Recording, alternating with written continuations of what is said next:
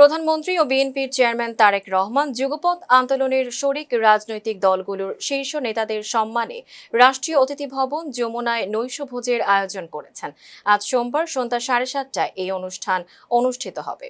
প্রধানমন্ত্রীর অতিরিক্ত প্রেস সচিব আতিকুর রহমান রুমন জানান, ফ্যাসিবাদ বিরোধী যুগপৎ আন্দোলনে অংশ নেওয়া শরিক দলগুলোর নেতাদের সঙ্গে শুভেচ্ছা বিনিময় এবং সৌহার্দ্যপূর্ণ সম্পর্ক আরও জোরদার করতেই এই আয়োজন করা হয়েছে।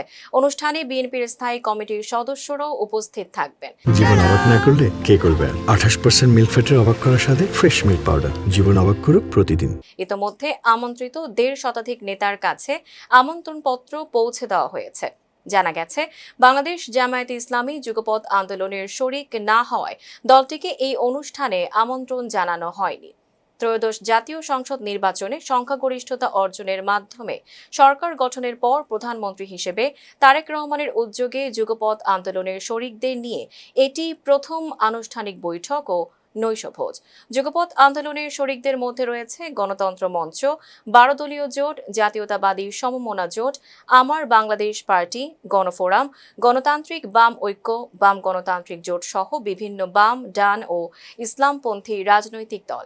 এছাড়া হেফাজতে ইসলাম, ইসলামী আন্দোলন, খেলাফত মজলিস, ইসলামী ঐক্যজোট সহ আরও কয়েকটি রাজনৈতিক দল এ জোটের অংশ হিসেবে আমন্ত্রণ পেয়েছে। Tanjiba Nowrin, face the people.